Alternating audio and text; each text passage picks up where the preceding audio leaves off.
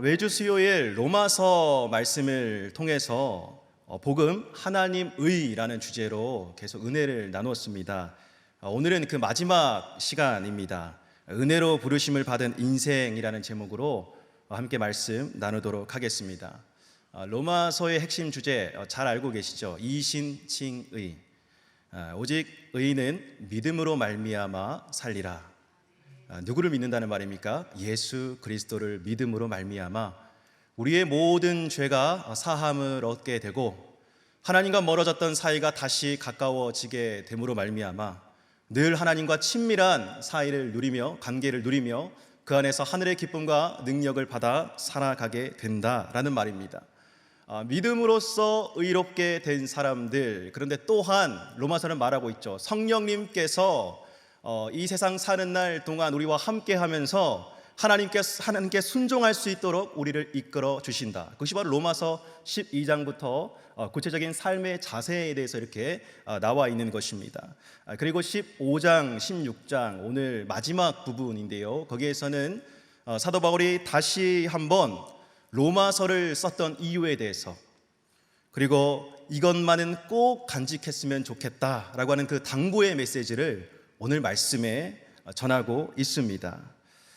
사도 바울은 한 번도 보지 못한 로마 교회 성도들에게 지금 편지를 쓴 것이에요.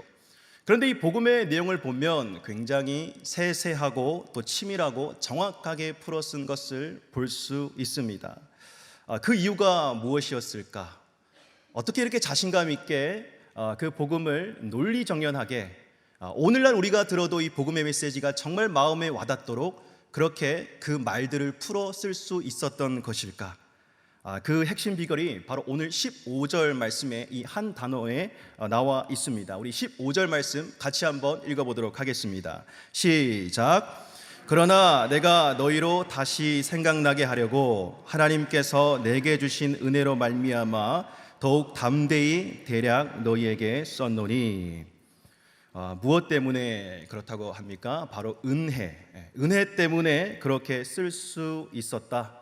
멀리 떨어져 있는 너희들에게 이렇게 담대하게 전할 수 있는 것, 이렇게 사랑의 마음을 담아 전할 수 있는 것은 바로 은혜 때문에 그렇다. 사도 바울이 3차 전도 여행을 마칠 무렵에 이 로마서를 썼다라고 합니다. 한 번도 로마 교회에 가본 적이 없어요. 그럼에도 불구하고 사랑이 담긴 말로 전하고 있는데 그 느낌이 14절 말씀에 잘 나타나 있어요. 이렇게 이야기합니다. 내 형제들아, 너희가 스스로 선함이 가득하고 모든 지식이 차서 능히 서로 권하는 자임을 나도 확신하노라. 직접 만나지도 않았는데 선하다라는 칭찬을 하고 있습니다. 그리고 지식이 차서 서로 든든히 권면하고 있다. 너희들 정말 잘하고 있다. 이 로마의 압제가 심한 그 상황 가운데서, 여러 가지 이단 교리가 난무하는 그 상황 가운데서 정말 너희들이 예수 그리스도의 이름으로 한마음 한뜻이 되어서 서로 그 지식을 나누고 서로 그 지식을 붙잡고 잘하고 있다라고 이렇게 칭찬하고 있는 모습이에요. 그런데 이 말을 그 로마 교회인들이 들었을 때 어떠한 마음이 들었을까요? 한 번도 본 적도 없는데, 그런데도 불구하고 그들은 이 말씀으로 그 마음이 움직이기 시작했다라는 것이에요. 사도 바울이 사람의 말, 이 사람의 생각으로 이 로마서를 지은 것이 아니라 바로 하나님의 은혜의 감동으로서 이 로마서를 썼기 때문에 가능한 것입니다. 그리고 이 로마서는 사도 바울이 3차 전도 여행을 마칠 무렵 썼다고 했어요. 그는 이 긴 전도 여행의 끝에 그의 전도 여행의 과정들을 뒤돌아 보았을 것입니다. 많은 일들이 있었을 거예요. 어려운 일들, 죽음의 고비를 넘기는 일들이 참 많이 있었을 것입니다. 그런데 그가 이렇게 돌아보았을 때에 산을 넘고 물을 건너고 광야를 걸어서 밤낮 걸어서 그렇게 많은 일들을 행할 수 있었던 것, 여러분, 이 사도 바울이 전도여행을 했던 그 거리가 얼마인지 알고 계십니까? 바로 2만 킬로미터라고 합니다. 감이 잘 안 오시죠? 이 지구 반바퀴를 돈 것과 마찬가지의 거리. 서울과 부산까지의 거리가 400km라고 하면은 오가는 것을 50번 정도 오가는 거리. 그 당시에 뭐 비행기도 없었을 것이고 변변한 교통수단도 없었을 것인데, 그러한 상황 가운데서 그가 어떠한 마음속에 그러한 동기가 있었길래 그렇게 먼 거리를 가슴 뜨겁게 다닐 수 있었을까? 그 이유가 바로 자신이 은혜 받은 자였기 때문에, 은혜로 말미암아 그렇게 된 것이다. 그러므로 말미암아 너희들도 다시금 권면하노니 그 은혜 가운데 거하는 자가 되어라, 이렇게 당부하고 있는 것입니다. 자, 그렇다면 사도 바울이 입은 그 은혜가 구체적으로 무엇을 이야기하는 것일까요? 오늘 16절 말씀에 구체적으로 나와 있습니다. 우리 16절 말씀 함께 읽어보겠습니다. 시작. 이 은혜는 곧 나로 이방인을 위하여 그리스도 예수의 일꾼이 되어 하나님의 복음의 제사장 직분을 하게 하사 이방인을 제물로 드리는 것이 성령 안에서 거룩하게 되어 받으실 만하게 하려 하심이라. 아멘. 나 같은 사람을 무엇으로 불러주셨다고요? 복음의 제사장. 그것이 은혜라고 합니다. 나는 아무런 자격이 되지 않는데 하나님께서 나를 제사장으로 불러주셨다. 근데 여러분, 제사장은 잘 알고 있죠. 제사장은 구약 성경에 나오는 제사장들 어떤 역할을 하는 사람들입니까? 제사를 지내는 사람들, 특별한 사람들이었어요.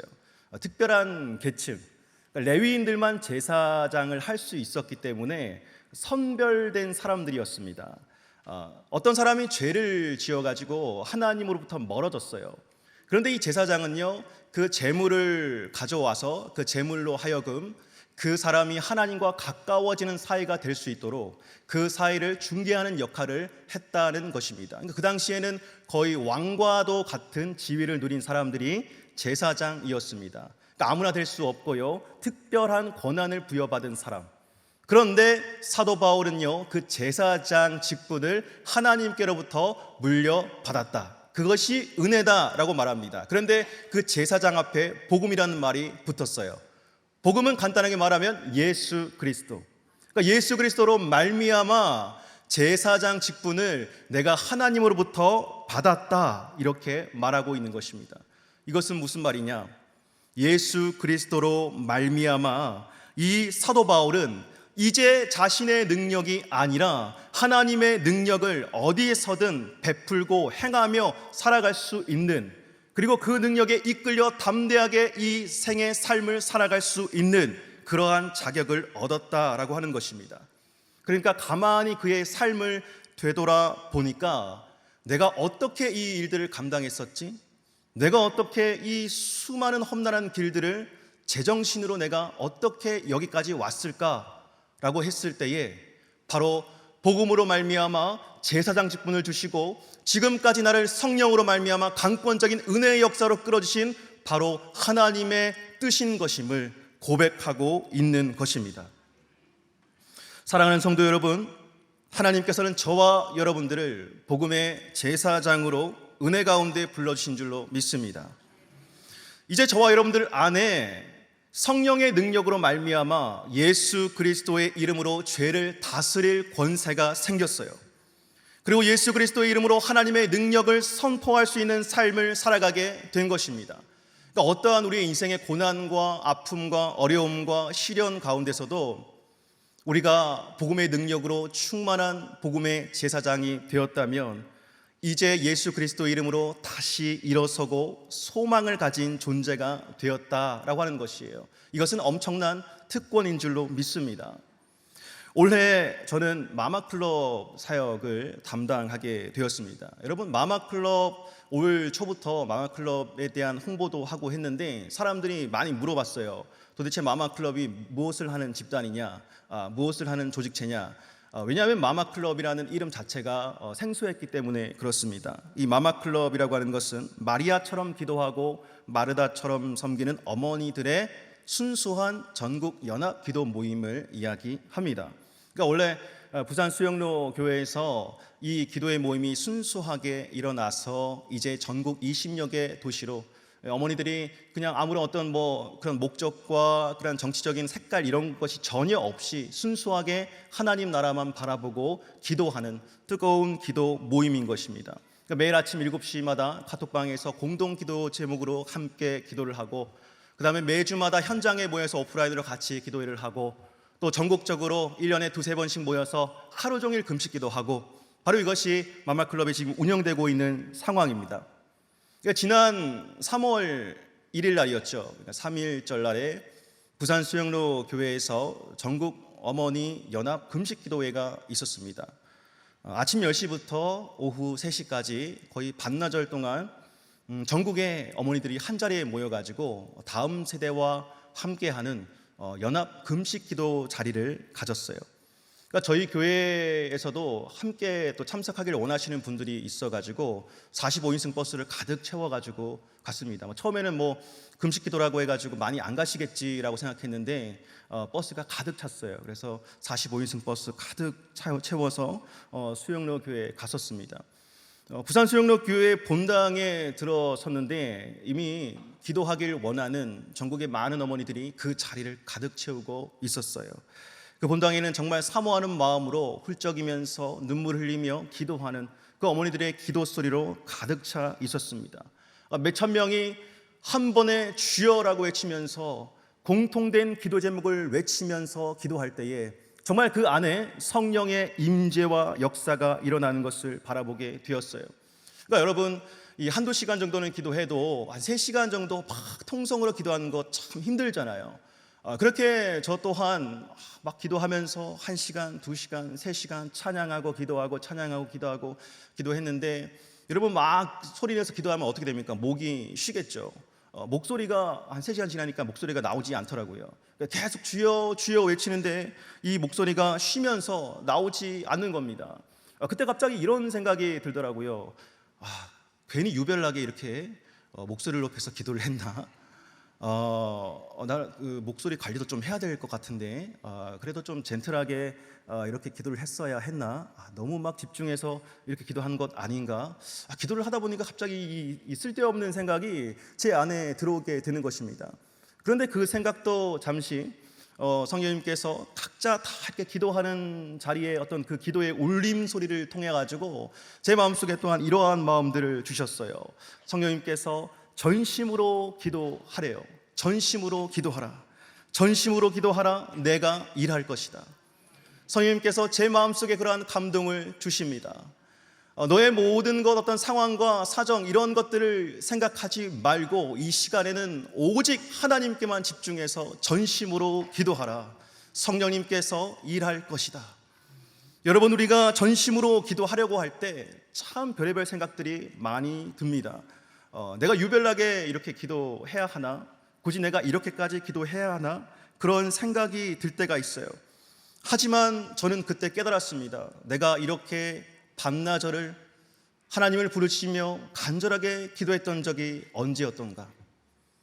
내가 주님을 목 놓아 부르면서 목이 쉴 때까지 그렇게 하나님만을 간절하게 찾았던 때가 언제였던가?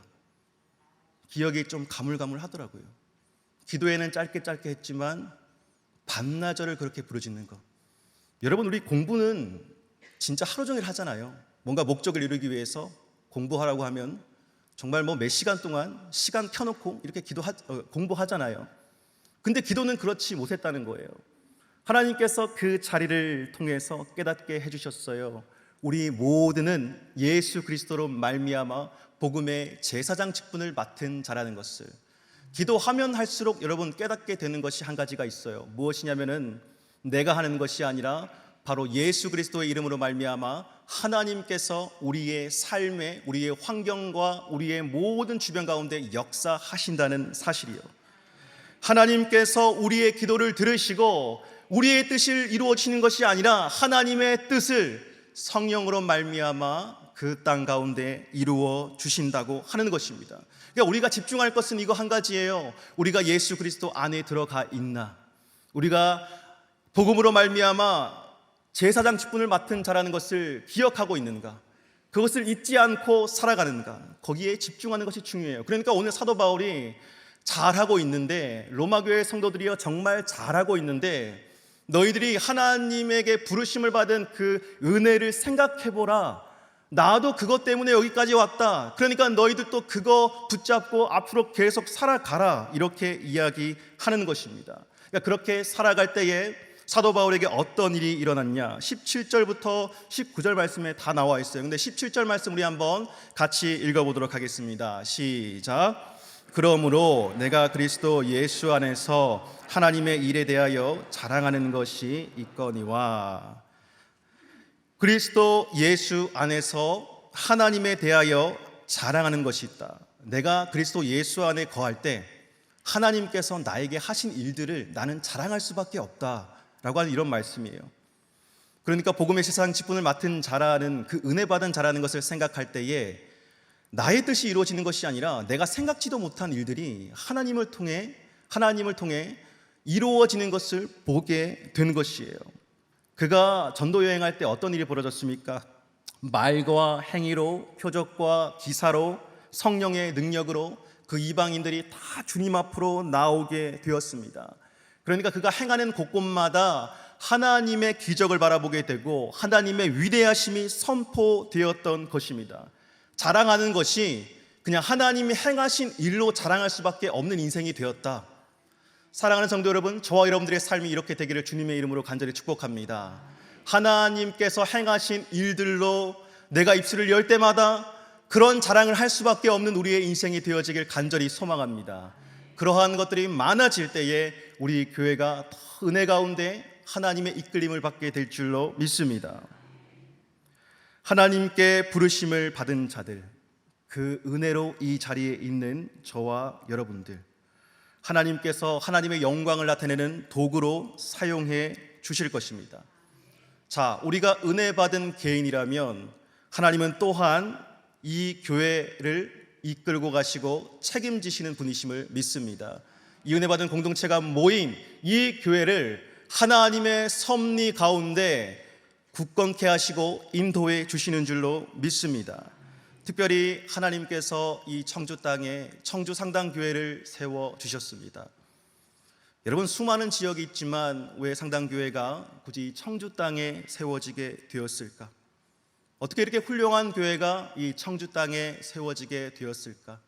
그냥 우리 교회 멋있다, 우리 교회 좋다, 우리 교회 최고다, 이것이 아니라 여러분이 청주 땅에 우뚝 세워진 이 교회를 한번 바라보시길 바랍니다. 하나님의 시선이 어디에 있을까요? 하나님은 이 청주 상당교회를 통해서 이 청주 땅에 대한 소망을 가지고 계십니다. 이 청주 땅이 변화되어지고 하나님의 도성이 되어지고 하나님의 얼굴을 구하는 자들이 넘쳐나는 그곳이 되기를 하나님은 바라고 계십니다. 여러분, 청주 땅에 몇 명의 사람들이 살고 있는지 아십니까? 청주 시민이 총 몇 명일까요? 86만 명입니다. 86만 명의 시민들이 이곳에 살고 있습니다. 그럼 여러분, 청주 땅에 몇 개의 교회가 있는지 아십니까? 청주 땅에 교단을 초월해서 몇 개의 교회가 있을까요? 900개의 교회가 있다고 합니다. 여러분, 하나님의 시선은요, 이 86만 명에게 향하고 있다는 것을 기억하시기 바랍니다. 그냥 우리 교회 이번 주 몇 명 왔어, 우리 교회 사람들 많이 왔어, 이것이 아니라 하나님께서는 이 86만 명이 예수 그리스도 다시 오시는 그날까지 하나님께로 돌아오기를 원하고 계신다고요. 그리고 하나님의 시선은 이 청주 땅에 있는 900개의 교회를 향해 있습니다. 어떤 한 교회를 향해 있는 것이 아니라 이 교회가 하나 되고 연합되고 성령 안에서 그 능력을 발휘하는 이 86만 명의 시민들을 다 주님께로 돌아오게 만드는 그러한 도구로 사용되어지길 원하고 계신다는 사실입니다.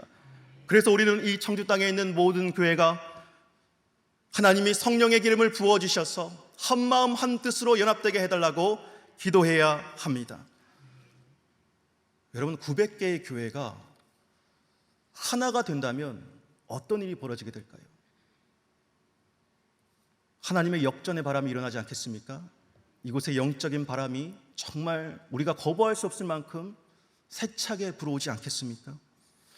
청주 땅에는 아직도 우상 숭배와 무속 신앙이 자리 잡고 있어요. 우암산 산자락에 가보면 아직도 많은 사람들이 그곳에 와서 소원을 빌고 있습니다. 그리고 청주 땅에는 강력 범죄가 끊이지 않고 일어나고 있습니다. 여러분, 흥덕구의 저기 터미널 지역 알고 계시죠? 그리고 하복대 지역의 유흥가 지역, 제가 범죄 발생률을 이렇게 통계를 기도 제목을 낸다고 찾아보니까 그 지역에 계속해서 집중적으로 이 범죄가 일어나고 있는 것을 봤어요. 그래서 그 땅을 위해서 계속해서 기도를 하고 있습니다. 또한 여러분, 불법 체류자들로 말미암는 그 범죄율이 이 충북에만 해마다 1,000건 이상씩 벌어진다고 합니다. 어떤 폭력이나 보이스피싱이나 마약, 특별히 여러분 요즘에 마약 문제가 정말 심각하죠. 마약 문제요. 전국에 하수도물을 채취를 했다고 해요. 원래 하수도물 채취하는 이유는 어떤 질병을 예방하기 위해서 이게 사람들의 배설물이 모이는 곳이잖아요. 그래서 미리 어떠한 질병이 있는지 예상되는지 그것을 알아보기 위해 하는 건데, 정말 그것을 채취했을 때 놀라운 일이 벌어졌어요. 전국의 하수도에서 다 마약 성분이 검출이 된 것입니다. 그러니까 지금 우리가 생각하는 것 이상으로 이 마약이라는 것이 SNS를 통해서 급속도로, 그러니까 어린 아이들도 손쉽게 구할 수 있을 정도로 그렇게 퍼져나가고 있다는 거예요. 뉴스를 보시면 아시겠지만 이 상황이 정말 우리가 생각하는 것 이상으로 심각하다는 것입니다. 청주 지역도 마찬가지예요. 사랑하는 성도 여러분, 사도 바울이 무엇이라고 했습니까? 자기는 예수 그리스도로 말미암아 복음의 제사장 직분을 받은 하나님의 사람, 그 은혜를 입은 사람, 그렇기 때문에 이 땅을 정말 하나님의 뜻을 이루기 위해 힘있게 살아갈 수 있다라고 이렇게 이야기를 합니다. 사랑하는 성도 여러분, 저와 여러분들이 바로 예수 그리스도의 이름으로 말미암아 죽을 뻔했는데 다시 살아났고, 이 땅 가운데 예수 그리스도와 동행하며 하나님의 나라를 이루어 나갈 사람인 줄 믿습니다. 하나님께 이 청주 땅을 품고 기도합시다. 하나님께 우리의 개인의 문제뿐만 아니라 이 청주 땅을 위해서 간절히 예수 그리스도의 이름으로 기도할 때에 하나님께서는 놀라운 방법으로 인적 자원, 물적 자원 총동원하셔가지고 이 청주 땅을 하나님의 도성이 되게 하실 줄로 믿습니다. 올 한 해 정말 우리가 기도하면서 이 일들이 또한 우리 공동체를 통해서 이루어지게 되기를 간절히 소망합니다. 사도 바울은 계속해서 이 은혜의 복음으로 말미암아 자신을 통해 하나님의 역사하심이 너무 놀랍다, 이 은혜 가운데 내가 살아간다, 이렇게 말하고 마지막에 이사야서 말씀을 인용하며 이렇게 이야기하고 있습니다. 우리 21절 말씀 함께 읽어보도록 하겠습니다. 21절 말씀 시작. 기록된 바 주의 소식을 받지 못한 자들이 볼 것이요 듣지 못한 자들이 깨달으리라 함과 같으니라. 아멘. 이 말씀은 이사야서 52장 15절에 나오는 말씀입니다. 사도 바울이 말한 이 시점 그 전에 예수님이 오시기 약 600년 전부터 이사야 선지자가 예수 그리스도의 탄생과 고난과 이러한 모든 것들을 미리 예언했다라는 사실입니다. 그 고난받는 종 예수 그리스도에 대해서 이야기하는 그 성경 말씀을 사도 바울이 지금 인용한 것은 바로 예수 그리스도께서 우리의 모든 죄를 용서하시고 3일 만에 부활하사 우리 모두에게 승리를 안겨주셨다. 그리고 그 승리를 붙잡는 모든 자들 복음의 제사장이 되어서 그의 삶을 이끌어 갈 수 있게 되었다. 그 말을 마지막으로 강조하기 위해서 이 이사야서 말씀을 인용한 것입니다. 사랑하는 성도 여러분, 예수님 다시 오시는 그날까지 우리가 이 땅 가운데 잘 먹고 잘 살고 우리를 위해서 뭔가를 하려고 하는 그러한 모든 행위들을 잠깐 우리 한번 멈춰서 생각해 봅시다. 우리가 과연 무엇을 바라보며 살아야 하는가? 이 땅 가운데 삶이 끝이라면 그렇게 살아도 괜찮겠습니다. 하지만 이 땅 가운데 삶이 끝이 아니라 우리는 영원히 약속되어 있는 사람들이죠. 그렇다면 복음의 제사장 직분을 잘 감당해야 되지 않겠습니까? 말씀을 마무리하도록 하겠습니다. 저와 여러분들은 하나님이 불러주신 사람들인 줄로 믿습니다. 은혜로 우리는 이 자리에 나왔어요. 어떻게 매주 수요일마다 이 자리에 우리가 올 수 있겠습니까? 세상 사람들이 현재를 살아가는 이 시간을 이렇게 표현을 하더라고요. 개와 늑대의 시간과 같다. 이게 프랑스에서 나온 말인데 무슨 뜻이냐면 밤의 짙은 색과 황혼의 붉은색이 만나 저 너머에 다가오는 실루엣이 반갑게 다가오는 개인지 사냥감에 달려드는 늑대인지 분간하기 어려운 시대를 살아가고 있다는 말입니다. 그러니까 우리 앞에 많은 일들이 일어나고 있어요. 지금 시대가 점점 빠르게 변화되어 가고 있고, 새로운 문물들이 계속 생겨나고 있고, 새로운 가치와 사고관들이 계속해서 우리 앞에 펼쳐져 가고 있습니다. 예를 들어서 여러분, 대표적으로 인공지능이 있지 않습니까? 챗 GPT. 요즘에는 인공지능에 나에게 위로가 되는 말씀을 달라 이렇게 하면은 인공지능이 그 위로가 되는 말씀을 이렇게 줘요. 계속 똑같이 주는 것이 아니라 다르게 줍니다. 그럴듯해요. 이런 것들을 볼 때에 정말 이것이, 이 인공지능이라는 것이 우리 교회에 득이 될 것인가, 실이 될 것인가 잘 모르겠어요. 그러한 부분들이 지금 각 교회마다 고민하고 걱정하고 있는 부분들이라는 것이에요. 그 앞에 있는 것이 어떠한 것인지 잘 모르는 시대를 살아가고 있습니다. 그런데 하나님께서는요, 이 우리 현상의 세계를 뛰어넘어서 하나님의 영원의 세계를 주장하시는 그 능력, 바로 십자가의 능력으로 말미암아 우리가 그것을 지혜롭게 해결하고 바라볼 수 있는 자격을 우리 가운데 허락하셨다라는 것입니다. 성경을 보면 수많은 인물들이 어떠한 어려움을 당했을 때에, 이 앞에 있는 난관에 부딪혔을 때에 어떻게 할 줄 몰라서 자기 힘으로 하거나 사람의 입술에 말을 빌려서 그것을 따라했을 때에 망하게 되었어요. 하지만 하나님께로 다시 돌아갔을 때, 하나님께로 돌아간다는 것은 하나님께 예배한다는 것입니다. 하나님 한 분만을 바란다는 것입니다. 그러할 때에 하나님께서 그의 인생의 문들을 열어주시는 것을 우리는 성경을 통해서 잘 알고 있습니다. 그 이야기가 성경의 스토리예요. 그렇다면 이 시대에도 우리는 하나님께로 돌아가야 되지 않겠습니까? 최근에 유튜브를 통해서 많이 보셨을 것입니다. 미국의 에즈베리 신학대학교에서 각성운동이 일어나게 되었어요. 채플 시간에 예배를 드리는데, 이 채플이 끝났음에도 불구하고 몇몇 사람들이 계속 그 자리에 남아서 기도하고 예배를 하게 된 거예요. 그러니까 성령의 임재가 일어나게 되고, 이 사람들이 또 모이고 또 모이고 24시간 예배가 끊어지지 않고 지금까지도 그곳에서 예배를 드리고 있으며, 전 세계 많은 사람들이 그곳에 와서 또 신비로운 은사들을 체험하고 또 그곳에서 치유와 회복을 경험하게 되는 그러한 놀라운 일들이 일어나고 있습니다. 근데 이 일들 찾아보면은 이 부흥의 가짜 부흥이다, 진짜 부흥이다, 이런 말들이 참 많지만, 여러분, 확실한 것은 무엇이냐? 바로 하나님께서 반드시 하나님의 때에 하나님의 백성들을 통하여 부흥의 시기를 맞이하게 하신다라는 사실입니다. 하나님께서는 반드시 예수 그리스도의 이름으로 복음의 제사장 직분을 잘 감당하는 저와 여러분들이 다시 하나님의 이름으로 우리가 담대히 이 세상 가운데 주님의 일들을 이루어 나갈 수 있도록 그 부흥의 때를 맞이하게 하신다는 것입니다. 성령의 능력으로 우리의 힘을 뛰어넘는 일들이 우리의 개인과 가정과 직장과 이 교회 가운데 이루어지게 될 줄로 믿습니다. 우리의 생각을 계속해서 깨뜨려 주실 거예요. 나는 여기까지만 생각했는데 성령 하나님께서 주시는 생각은 그 너머에 있었던 것입니다. 더 빨리 이루어지더라는 것입니다.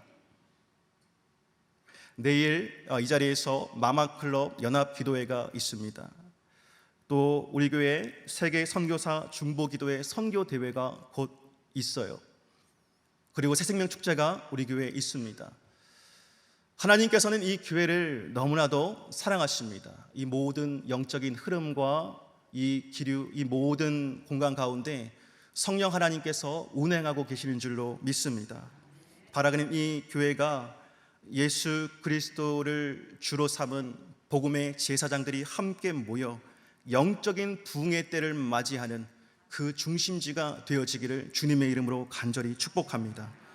예수 그리스도로 말미암아 우리 안에 성령 충만함으로 말미암아 우리가 더욱더 이 세상 가운데 담대히 하나님의 이름을 선포하며 살아가는 그런 하나님의 용사들이 되어지기를 주님의 이름으로 간절히 축복합니다.